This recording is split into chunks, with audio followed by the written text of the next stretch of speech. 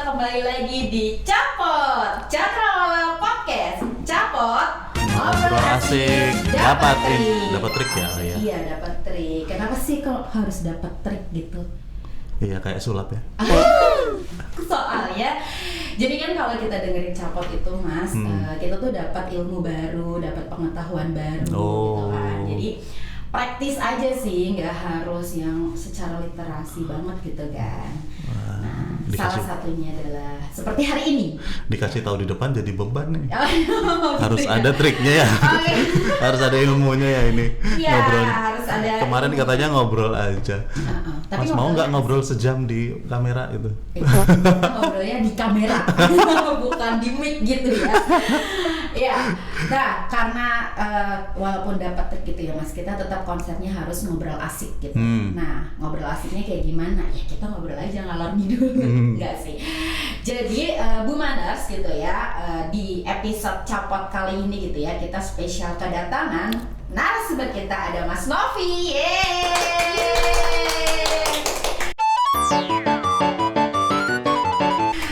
Oke. Mas Novi, aku biasanya manggilnya Mas Novi, tapi kayaknya kalau di luar sini gitu ya, dia dipanggilnya beliau ini gitu, bukan dipanggil Mas Novi. Siapa? Tante. Ses ya. Oke, kayaknya biasanya manggilnya Bapak gitu ya. Cuman karena saya merasa Mas Novi ini masih sangat muda gitu ya. Cuman beda berapa kurun waktu sama saya. 3 dekade lah ya. Jadi saya manggilnya Mas. Nah, kenapa sih hari ini kok harus ada Mbak Hana dan juga Mas Novi? Oh, kalau saya kayak udah pada kenal kali ya. Kayak udah paling kenal. Ya, perkenalkan, Bu Maners, saya Hana Septiana, saya dari tim Leadership and Development, dan ada di samping saya Mas Novianto Ari Setiawan, panjangnya. Kalau di Buma sudah trennya dikenalnya Novi gitu ya. Walaupun itu namanya nama cewek ya. Cuman ya udahlah, memang dari awal lebih enak orang manggilnya Novi. Ya silakan untuk memperkenalkan untuk kenal saya dengan nama Novi. Oke. Kalau Setiawan ini bukan singkatan dari setia kawan ya? Nggak tahu itu kayaknya. Kayak doa kali sebenarnya. Mungkin ya. Itu juga dapat dari mana belum pernah nanya juga sama saya itu. PAM bukan, marga bukan, kok bisa Setiawan gitu. Karena doa kayaknya. Ya mungkin. Tapi terbukti kok Mas. Selama saya kenal Mas Novi itu, Mas Novi setia banget. Waduh. Setia membantu saya. Wah. Luar biasa. Nanti kalau ada cicilan saya belum bisa tolong ya. Baru mau ngomong gitu saya tadi. Udah keduluan ya. Nah, Bu Maners, sekarang pengen tahu kan kenapa sih di episode kali ini gitu ya ada Mas Novi gitu ya, dan aku juga sebenarnya belum kenal dalam banget nih sama Mas Novi. Jadi mungkin kita sekarang bareng-bareng gitu ya buat kenalan. Aku pengen tahu juga sih Mas Novi ini join di Buma nih dari kapan? Kalau join di Bumanya dari 2010 Desember. Aku belum kuliah itu. Ya, kalian masih belum. Iya, kayaknya Zalfa melakukan dosa besar, aku sudah. Zalfa tuh salah satu tim di Capot ya, Bu Maners Zalfa. Anaknya ada di sini di depan. 2010 Desember. Emang kamu lahir 2010? Enggak. Oh, 2003. Oh iya, 2003. Baru masuk SD. Iya tuh. Iya, dia baru masuk SD, kamu udah tua aku ya. Iya. Kenapa dia jadi ngomongin umur aku? Kenapa jadi ngomongin apa ya? Oke, 2010, tapi waktu itu langsung di site ya. Langsung penempatan di Binungan. Oh, langsung di Binungan. Oke, sepanjang masa di site itu di Binungan. Ya? Itu di BMDP ya namanya. MT lah bahasanya gitu ya. Mas di MDP angkatan berapa berarti? 19. Wah, 19. Sekarang udah 37. Sekarang udah 37 ya? Iya, lagi mau ujian. Iya. Ujian hidup. Oke. Mudah-mudahan pada lancar semua anak-anak BMDP. Amin, tetap semangat ya. Bersyukurlah yang tidak ketemu saya jadi panelis. Iya, benar. Ya, Mas Novi ini kalau di Binungan saya aja ada gitu. Waktu itu kenal pertama by chat ya, karena beliau ini adalah salah satu fasilitator di Cakrawala. Terus pas ketemu waktu itu saya inget banget tuh Mas, pertama kali saya ke site tahun 2022. Terus kayak pertama ada training di tahun itu kayaknya. Terus kayak bingung ini di mana karena baru pertama ke set ya, belum kenal banyak orang. Mas Novi dengan baiknya itu nggak akan pernah saya lupain Mas. Sepanjang hidup saya di berkarir nanti. Mas Novi tuh benar-benar kayak, Mbak udah di sini aja gitu. Ternyata tuh ruangan Mas Novi Sumpah aku seterharu itu sama waktu itu. Kayak dan sampai sekarang bener-bener aku tuh sekarang kalau ke set kayak karena udah kenal beberapa orang tuh udah lebih gampang lah ya. Dan ada beberapa set yang emang kayak udah beberapa kali kesana gitu. Tapi di Binungan tuh kayak ini kemana gitu. Terus makan tuh udah di sini aja makan. Aku ingat banget itu, sumpah. Iya, lebih cocok ke GS aku berarti ya. Ya. Bener-bener seservis itu waktu. Karena kelihatan kayak aku bingung dan kayak ini orang belum kenal banyak orang gitu. Iya. Kayak terus lanjut berarti di Binungan. 2010 di BE, Desember berangkat itu tanggal 1 ya agreement sama Bumanya 1 Desember tapi tanggal 18 baru berangkat ke site-nya. Terus 2010 BMDP 2011 lulus jadi supervisor produksi di Cool-nya. Terus habis itu 2011 2013 akhir itu ada pembentukan Business Excellence, salah satunya dibentuk di Binungan. Dan waktu itu semua site roll out ya, habis dari Kideko, Lati, Binungan. Nah, saya termasuk salah satu yang diajak dan diminta untuk ngisi slot salah satu officer BI. 2013-2014 diresmikan. Dah, habis itu sudah melalui jalan terjal dan berliku sebagai business excellence ya, naik gunung turun di lebah gitu lah. Gitu ya. Oke, sampai akhirnya menjadi supervisor BE gitu ya. Dan per bulan apa kemarin? Februari. Itu. Dibebas. Pas Valentine enggak, tanggal 1 tepatnya. Valentine-nya telat. Oke. Tanggal 1 dibebaskan dari Hutan. Dari kurungan Binungan. Ya, diajak ke HO. Jangan jadi anak Jaksel. Ya, kan? Senopati cuy. Kalau mau Senopati di mana sih? Senopati itu sonoan dikit. Dekat sini lah, enggak dekat banget sih, cuma ya lumayan. Jadi anak Jaksel dari bulan Februari sampai sekarang. Insya Allah 3 bulan lah ya. Pensiun. Amin. Waduh. Ya, apapun lah ya. Mari kita jalani. Mari kita jalan. Lo bisa, aku belum berarti lo bisa jadi sampai pensiun dini. Wow. Setahun lagi dong. Ya, intinya dimanapun tetap disyukuri ya, karena alhamdulillah masih mendapatkan pekerjaan dan sampai akhirnya memiliki beberapa skill-skill lah ya. Salah satunya coba buat apa sih namanya? Rilis stresnya itu lewat kayak gitu deh, sering bagi-bagi ngajar gitu ya kan. Iya sih emang, tapi emang keren sih Mas kamu kalau ngajar tuh kayak kita tuh ngerti gitu loh. Emang BE banget gitu loh. That's why that's why. Komplimen banget buat aku lah ya. Iya, tapi ya emang sebenarnya bukan hanya buat Buma tapi juga buat Mas Novi gitu ya, sesuai dengan pengalaman kerjanya gitu. Nah, karena Mas Novi ini udah sering banget gitu ya ngajar, bahkan kayaknya 2 tahun berturut-turut gitu menjadi salah satu fasil yang mendapatkan poin tertinggi gitu ya di Cakrawala gitu ya. Tapi tahun ini belum ngajar nih. Nanti kita aturnya jadwalnya di sini. Udah ditanyain tuh, aku dapat kapan tuh, kalau bisa offline Mbak gitu. Wah, bisa udah di sini. Aku baru dapat sekali offline, asik banget lagi. Iya, waktu di Brau. Di Brau. Bareng sama Lati. Nanti lah kita bikin banyak di sini. Ya. Insya Allah. Nah, karena Mas Novi ini emang punya, menurut kita gitu ya, menurut kita, nggak sih sebenarnya kita melihat gitu ya beberapa orang gitu merasa kayaknya oke nih kalau ngajar gitu ya, memiliki kemampuan untuk presentasi yang bagus gitu ya ketika ini, dan terlebih beliau adalah salah seorang yang sangat penting ya di bidang perpresentasian di site gitu ya. Makanya kita pengen kepo sebenarnya tuh ya Mas, konsepnya Capot kenapa dapat trik, karena kepo. Ya harusnya aja. gitu itu Mang. Iya kan, sebenarnya bukan hanya kayak pengen bagi-bagi ilmu dong, enggak, karena kita kepo aja sih sama para expertise-nya. Betul. Gitu lah. Nah, aku pengen nanya sih Mas, kira-kira nih Mas, kan ya bisa lah ya sebagai BE gitu ya, kalau kita mau presentasi gitu ya, mungkin karena di sini buat Bumaners biar dapat trik gitu ya, saya bantu kepoin. Kalau kita mau presentasi tuh kira-kira apa aja sih Mas yang perlu disiapin gitu? Ya emang kalau saya sendiri kan pribadi memang bukan termasuk orang yang banyak present gitu ya. Lebih banyak bantuin sama lebih banyak koreksi. Wah. Jadi kalau waktu di site sepanjang perjalanan sebagai BI itu emang banyak diminta untuk apapun kebutuhan PM beberapa kali, bahkan untuk ke customer juga ini kan diminta buat create presentasinya gitu. Nah itu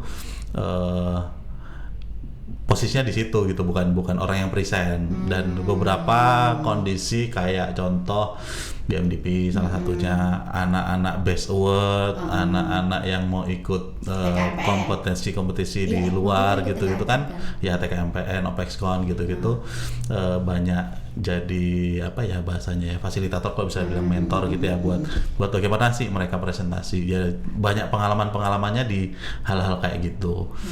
Memang kalau dari apa yang mau di-present, kalau dari sudut pandang yang buat dan yang nge-mentorin gitu ya, pesannya satu sebenarnya kalau mau presentasi itu, apa yang mau kita sampaikan kita pastikan orang ngerti gitu aja sih. Jadi kita yang kadang-kadang lupa itu, kalau mau presentasi banyak sesi kita itu kayak menjadikan presentasi sebagai beban untuk presentasinya udah selesai gitu, lupa untuk kasih checklist di item outputnya nanti, si orang itu ngerti nggak sih yang saya omongin gitu. Jadi dia dapat nggak apa yang saya propose, apa yang saya minta atau apa yang mau saya sampaikan gitu, dia dapat nggak. Syukur-syukur kalau ada sesi tanya jawab ya habis presentasi, di situ gimana pun presentasi kita kadang-kadang ada waktu untuk gali. Tapi kalau waktunya memang boleh cuma untuk presentasi, kadang-kadang kalau itunya miss, kita cuman ya udah selesai aja. Nah tujuan untuk menyampaikannya itu yang jadi nggak dapet sih. Gitu Mbak Hana. Iya, karena sebenarnya presentasi itu juga kan intinya bagaimana kita mengkomunikasikan apa yang ada di kita gitu ya, let's say itu project atau ide gitu ya, untuk disampaikan kepada orang lain, misalnya kayak manajemen kayak gitu, supaya atau owner gitu, supaya orang itu paham bahwa kita punya apa sih yang mau kita kasih ke mereka gitu ya. Betul. Oke. Nah, berarti kalau dibilang gitu ya, apa aja sih yang perlu disiapin, ya memang kita tuh pastikan bahwa yang kita sampaikan itu orang itu nangkap gitu ya, match gitu ya.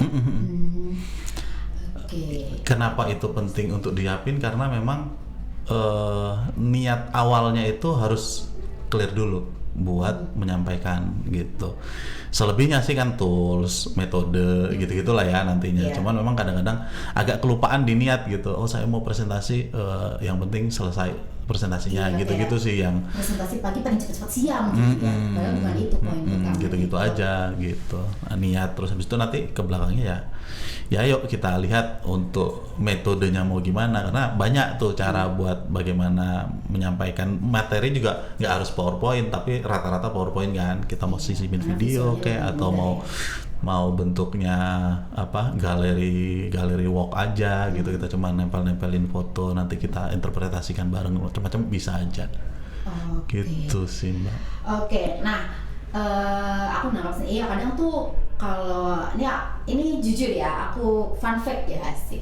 Jadi kadang tuh jujur aku juga kadang kalau misalnya mau bikin presentasi itu kayak apa ya yang mau dituangin, misalnya gitu pikirannya bikin presentasinya gitu, padahal ya sebenarnya mungkin kadang aku kelewatan gitu loh, setelah nanti presentasinya ini tindak lanjutnya apa gitu. Bahkan kayak tadi misalnya kita ada maksudnya ada waktu di mana harusnya orang yang mendengar presentasi itu bertanya, tapi kalau nggak ada pertanyaan itu justru malah jadi pertanyaan ya buat kita. Bisa jadi dia kayak skip banget gitu kan.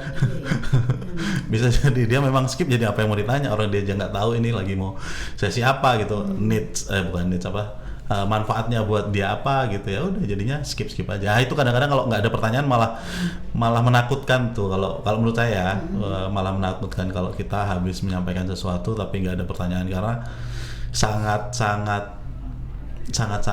kecil kemungkinan selesai di kita menyampaikan. Biasanya ada hal-hal yang memang harus digali sih dari para orang yang kita sampaikan, entah itu manajemen atau panelis atau apapun itu gitu. Minimal satu pertanyaan lah, misalnya kita kayak lagi ke manajemen gitu ya, minimal tuh ada beberapa poin lah, misalnya kayak di slide berapa tuh dia mau make sure gitu ya, untuk memastikan bahwa memang si materi ini tuh udah firm gitu ya, udah dalam artian udah mateng misalnya kalau kita presentasi project atau report gitu ya Mas ya. Itu kalau biasanya kalau project itu karena report agak beda ininya ya, beda outputnya nanti untuk si audiens gitu ya, apa yang mereka dapat itu. Tapi kalau project itu kalau nanti ada pertanyaan terkait sama cara, dia itu tertarik untuk gali.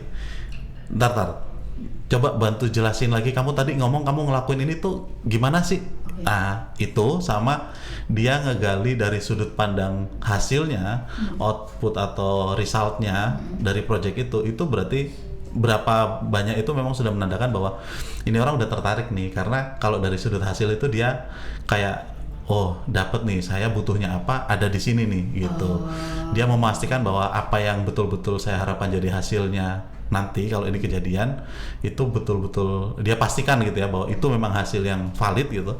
Atau dia memang tertarik sama kita punya improvement, itu biasanya udah enak tuh ke depan. Bahkan di lepas itu ada beberapa aja yang terus ngajak ngobrol yang tadi lagi ya, tertarik saya tapi nggak di sini gitu, kayak gitu sih. Tapi kalau sudah 2 itu yang ditanyain itu berarti buy-in-nya udah dapet gitu. Iya, tapi justru kalau misalkan oke aja ya, iya sih benar. Aku jadi kepikiran oke aja tuh justru kayak ini sebenarnya orang gini tuh karena keterbatasan waktu malah di skip gitu ya. Iya, oke menarik. Nah, Mas, tapi nih Mas, kalau yang paling critical point gitu ya, atau kondisi-kondisi kita ketika kita melakukan presentasi gitu ya, misalkan kita let's say lah ya, kita samain aja kali ya, misalnya sama sesama Boomers gitu, kita mau menyampaikan project gitu ya, itu kayak apa sih Mas? Maksudnya kayak yang perlu paling banget critical pointnya sama kondisi-kondisi seperti apa sih yang perlu kita perhatikan banget? Kalau ini baru belakangan juga ya, mungkin sekitar tahun 2019-an itu ya. Itu sama Pak Sumardi itu. Nah, Pak Sumardi pada kenal semua kan. Pak Sumardi ada membawa satu apa sih bahasanya ya? satu inilah ya, satu jargon gitu ya. Satu kalau mau presentasi atau kita mau menyampaikan sesuatu itu patternnya ini udah selesai gitu. Jadi kata beliau tuh, ini beliau dapat training dari mana aku juga nggak paham, tapi kan saya dapatnya dari Pak Sumardi gitu ya, sehingga saya referensinya di Pak Sumardi. Beberapa juga sudah ngeh juga tuh, berarti kan nggak dari situ asalnya, pasti ada asal sebelumnya gitu ya. Itu kalau kita mau presentasi untuk menyampaikan sesuatu, terutama project ya, project ini boleh juga terkait sama report juga boleh. Itu kita harus clear di 3 hal. Oke, apa tuh Mas? Kita perlu untuk clear menjelaskan now-nya. Sekarang. Kondisi sekarang. Kita harus clear bahwa kita bisa menjelaskan dengan baik, Pak, Bu, kondisi yang ada sekarang itu kayak gini loh. Ya, dari sudut pandang mereka maupun dari sudut pandang kita loh ya. Jadi hal-hal, kenapa harus clear dari 2 sudut pandang? Karena kadang-kadang apa yang kita anggap menjadi masalah belum tentu menjadi masalah orang kan. Gitu. Jadi kita perlu untuk mendudukkan satu apa ya bahasanya ya, satu persepsi untuk kondisi sekarang itu memang perlu ada perbaikan kalau itu project gitu ya. Atau kalau kita bilang itu report, kondisi sekarang itu lagi kayak gini, itu penting banget dari sudut pandang dua-duanya yang bisa dirangkum dari biasanya hal-hal yang terukur. Gitu. Kalau hal-hal terukur itu kan nggak ada debatable tuh. Aku bilang gap, pasti orang lain bilang gap juga gitu, tapi kalau belum terukur biasanya masih debatable. Itu yang pertama, kita harus clear menjelaskan kondisi now-nya. Kemudian kondisi berikutnya, hal berikutnya yang perlu untuk detail dan betul jelas kita sampaikan itu adalah how, bagaimana rencana kita untuk menyelesaikan tadi atau untuk mengantisipasi atau mitigasi yang tadi, yang kita jelaskan di now tadi. Yang terakhir, kita perlu untuk menyampaikan juga kalau itu tadi terjadi. Kalau belum terjadi, kita mau bawa kemana angka-angka tadi itu, kita mau bawa kemana hasilnya. Atau kalau itu sudah terjadi ya kita bilang bahwa sebelumnya kondisi kayak gini, kita sudah ngelakuin ini, sekarang hasilnya ini gitu. Jadi now, how, wow itu pattern yang kalau itu kita sampaikan sudah lengkap aja sih, orang udah selesai gitu, karena mereka juga butuhnya 3 itu. Now, how, wow, katanya agak keren ya, nggak tahu siapa yang dapat itu. Now, how, wow, wow-nya harus Wow gitu ya. harus yang wow gitu ya. Ya itu mudah ya sebenarnya ketika kita mau mengingat ya untuk membuat. Pertama mungkin ketika kita mulai dari membuat presentasinya, dan pada saat penyampaiannya juga kita highlight di situ ya, kita tekankan di sekarang itu gapnya kayak gini gitu ya, terus sekarang tuh kondisinya kayak gini gitu ya, dan maka kita menyelesaikannya misalnya kayak gimana gitu melalui how itu, terus wow tadi ya terakhir, wah luar biasa. Jadi benar-benar loh aku dapat ilmu baru, padahal kayaknya Mas Rofi udah sering banget ngasih aku how ini ya, tapi kayak ini Keskip ya. Apa ini kan baru dibikin 3 poin, biasanya kan 5 itu kan. Oh iya. Nah, di tren cakrawala. Lebih lanjut di sana ya. Iya, lebih lanjut di sana. Tapi ini kayak bener-bener best practice-nya, makanya lah kalau di Capot ini practice tapi kayak langsung dapat triknya gitu kan. Oke. Nah Mas, berarti kalau terkait dengan tadi Mas, kalau penggunaan bahasanya sendiri tuh kayak gimana ya Mas? Maksudnya ketika kita presentasi mungkin ini ya, pasti beda kan ya ketika kita sama stakeholder gitu, manajemen. Ya, memang teknis-teknis terkait sama itu sampai sekarang masih belajar juga ya, karena tidak sekali bikin. Kalau saya contoh diminta untuk bikin materi itu bolak-balik revisinya itu untuk bisa betul-betul si yang nanti akan menyampaikan. Terus kita brainstorm juga untuk dari orang-orang yang kenal sama siapa nanti audiensnya atau siapa yang mau yang menerima penyampaian itu, mereka punya background apa, sudut pandang mereka gimana, itu bisa sampai bolak-balik tuh revisinya gitu kan ya. Tapi secara umum memang ya jangan teknis-teknis banget kalau memang itu nanti akan ada orang yang bukan bagian teknis gitu kan. Kita ngomongin terkait sama improvement, contoh kita improvement terkait sama mechanical atau yang ada di plan gitu ya. Terus kita bawa bahasa-bahasa yang betul-betul spesifik mechanical gitu, sementara nanti audiensnya yang mau kita tawarin project ini orang HR atau orang finance gitu, mereka kan nggak mudeng gitu. Nah hal-hal seperti itu sih perlu untuk kita mitigasi. Kalau audiensnya, sekali lagi balik lagi ke audiens, kalau audiensnya itu memang orang teknis nggak apa-apa, kita bawa aja hal-hal yang bahkan bagi orang-orang teknis kan hal-hal kayak gitu seneng mereka tuh, wah ini berarti orang ini ngerti, orang ini betul-betul ngelakuin sesuatu gitu, karena dia betul-betul tahu dan betul-betul menyampaikan dengan bahasa yang menurut dia bahasa teknis tadi, bahasa yang benar gitu. Nah posisinya di memang kita perlu untuk menyesuaikan dengan audiensi gitu. Kalau audiensnya itu memang orang umum, ya silahkan bawa bahasa umum yang lebih membumi gitu. Kalau orangnya memang spesifik, ya silahkan. Tapi ya tadi kadang-kadang kan nggak semua orang spesifik ya. Tuh yang pertama. Yang kedua, sebisa mungkin apapun yang kita sampaikan itu ukurannya jelas gitu aja sih, karena itu tadi bahasa eksak itu adalah bahasa internasional kalau bisa dibilang ya. Tidak ada debatable kalau kita lagi ngomongin sesuatu dan itu eksak terukur gitu ya. Itu silakan kita letakkan di situ untuk yang mau disampaikan, itu cara kita menyampaikannya di materi. Terus sih kalau untuk bahasa ya tadi itu ya, cuman kalau terkait sama ini kita biasanya pakai PowerPoint ya. PowerPoint memang ada sempet yang nyampein juga dan itu keinget banget gitu ya. Kalau kita bikin satu slide PowerPoint gitu ya, sebisa mungkin habis tidak menimbulkan pertanyaan yang ada di slide. Contoh nih. Menimbulkan pertanyaan yang ada di slide. Jadi kalau sudah ada di slide itu berarti sudah jelas. Jangan ada pertanyaan yang ada di slide. Kalau ada pertanyaan lanjutan terkait konten yang ada di slide boleh. Gitu. Contoh nih, kita taruh di situ huruf atau angka gitu ya, angka yang satu warna hitam, yang satu warna merah.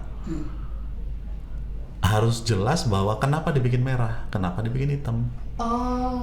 Gitu. Kalau kita mau bikin tulisan yang satu di bold, yang satu enggak, yang satu italic. Selain dari penulisan umum bahwa kalau italic itu bahasa Inggris gitu ya. Tapi kalau ada hal-hal yang memang berbeda-beda terkait penulisan, nah sebisa mungkin selesai di materi, selesai di slide itu. Jangan orang diajak untuk mempertanyakan hal-hal yang seharusnya udah tidak perlu ditanyakan. Kalau berikutnya mau dia tanya, ayo kita diskusi kenapa itu terjadi, mungkin ayo terkait konten gitu ya. Tapi kalau masih terkait penulisan, bagaimana kita membentuk struktur slide presentasinya, itu di kita pastikan bahwa setiap yang kita tulis itu sudah betul-betul sampai jelas gitu sih. Oke, oh iya ya. Jadi ketika orang baca di satu slide itu pertanyaannya tuh udah bukan yang kita tampilkan lagi gitu ya, tapi pertanyaan lanjutan dari apa yang kita tampilkan gitu ya Mas.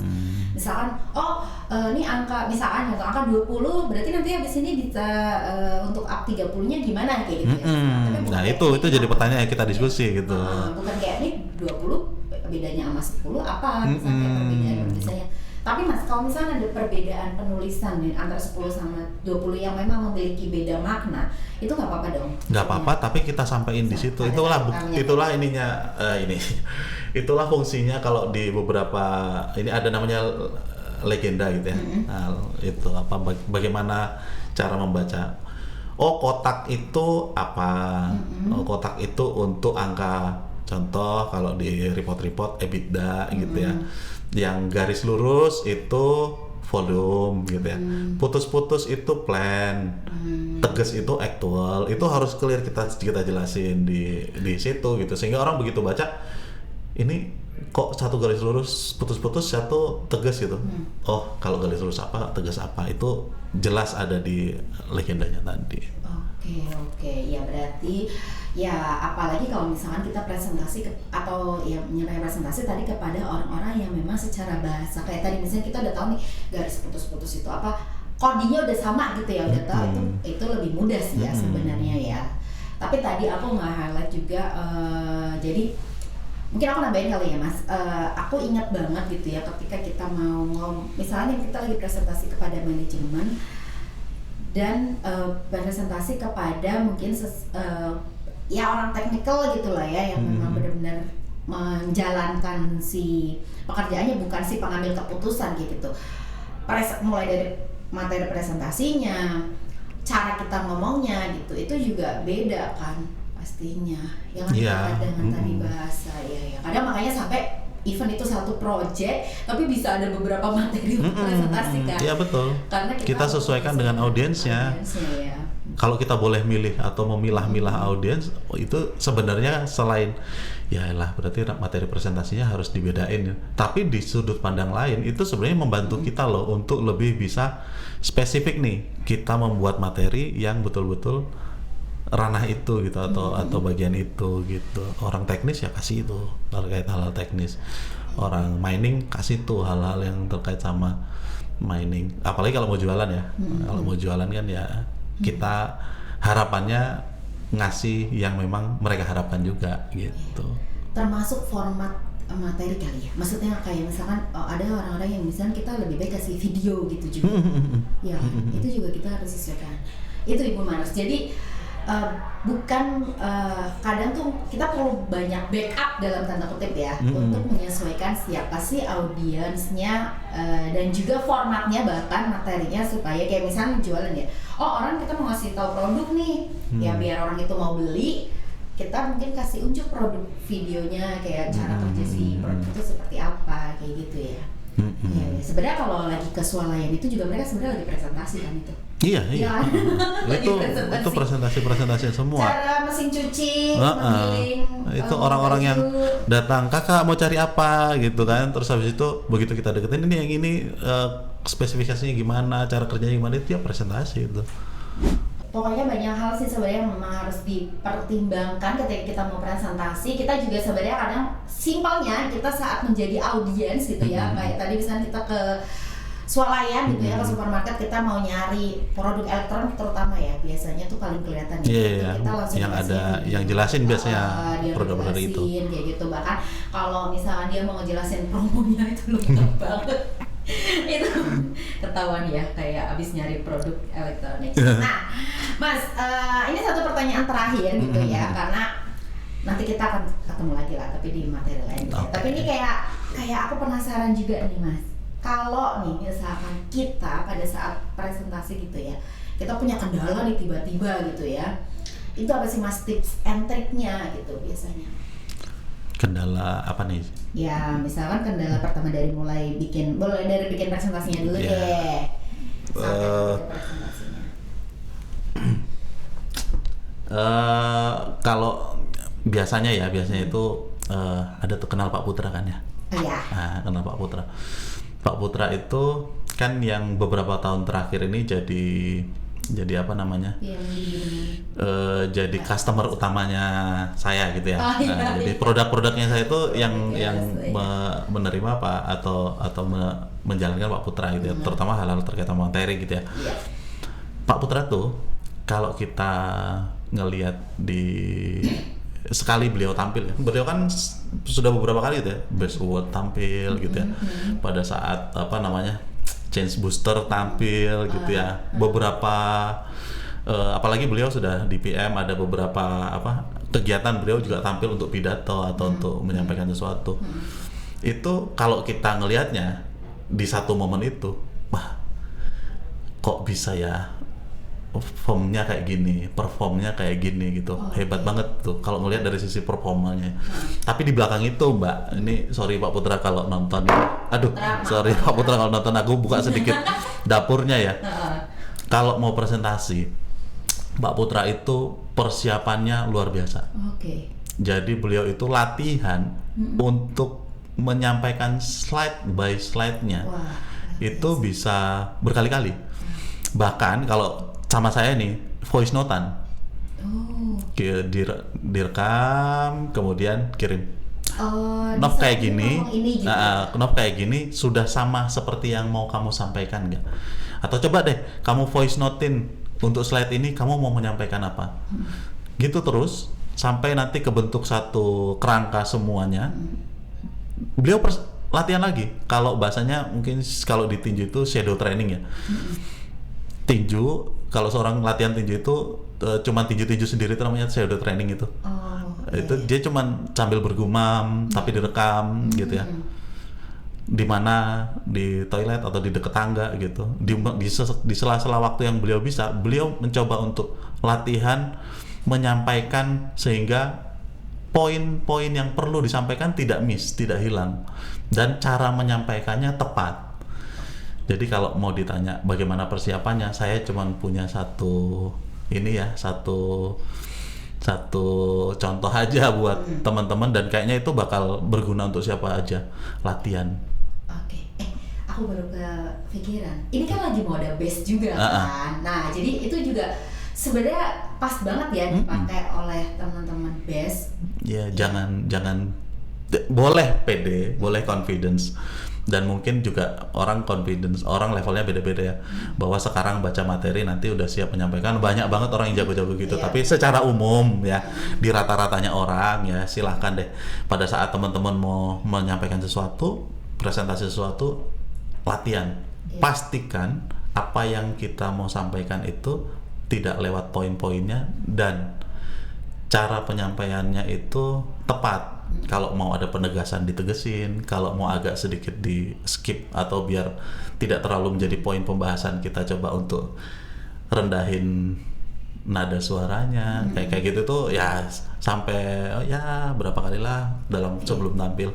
Ntar kalau itu udah kejadian, yakin deh pas presentasi, pas tampil kita bisa lebih pede, lebih firm, lebih tepat dalam penyampaiannya. Itu sih Mbak. Kalau ini Mas, termasuk tadi nada suara, berarti kita juga bisa mainin ya ketika mana sih slide atau misalkan poin yang mau kita highlight, terutama pada saat kita lagi dalam tanda kutip mau jualan gitu ya, atau untuk berfoto, mungkin ada suaranya yang lebih kencang atau tinggi gitu ya.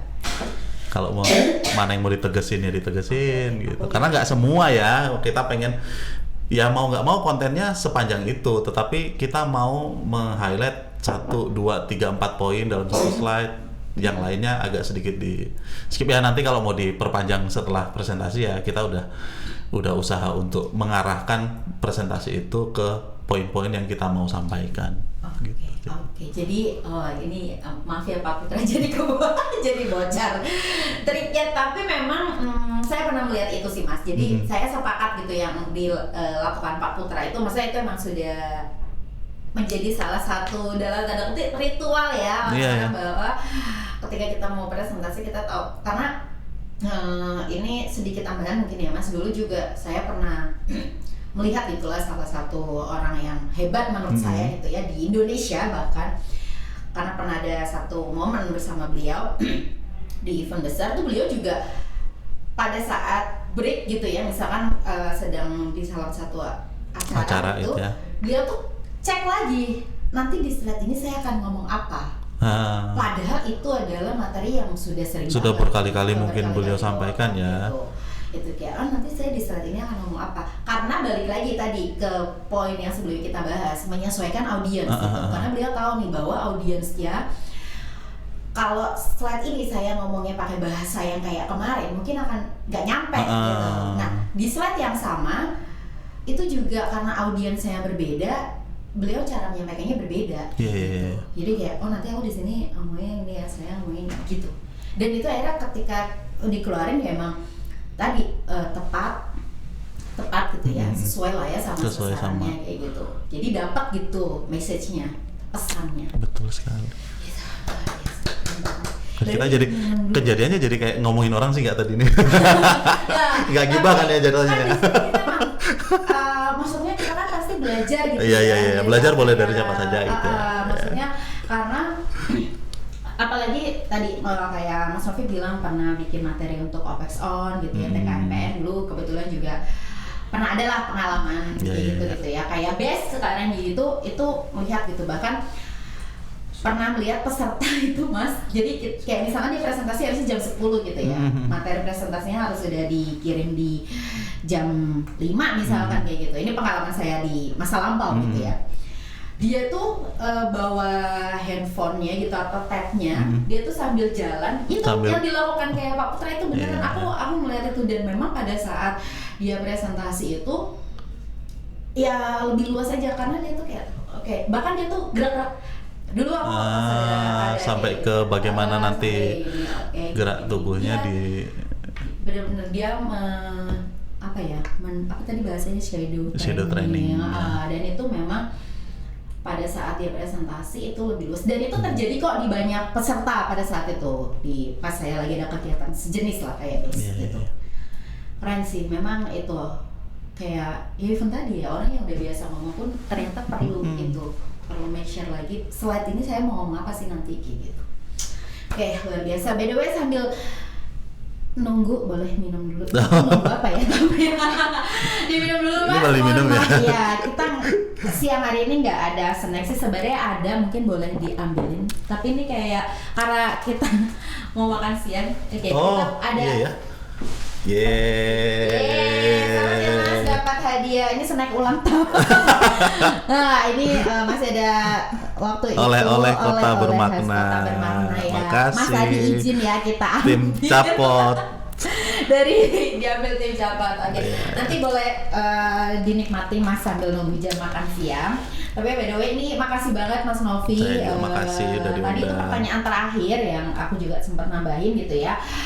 Materi hari ini daging banget ya kan, di sisa waktu yang ada gitu ya, kita sambil nunggu jam makan siang di sebentar gitu, tapi dapat banget triknya. Dan Bu Manes kalau mau tahu gitu ya materi-materi yang lain atau mau jadi pembicara juga boleh banget gitu ya, kayak Mas Novi nanti nambah lagi juga boleh banget, boleh dengerin lewat Cakrawala aja kalau aku. Jadi kalau mau banyak lebih lanjutnya kan bisa dicek ininya ya, apa namanya?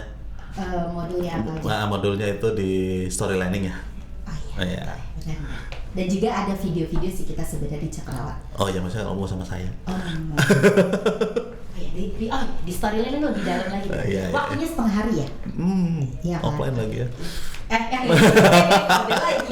Ya udah, nanti kita. Oke, nanti kita atur ya Mas ya. Oke Bu Manes, mungkin itu aja untuk episode Capot kali ini. Sampai ketemu di Capot berikutnya. Terima kasih. Terima kasih.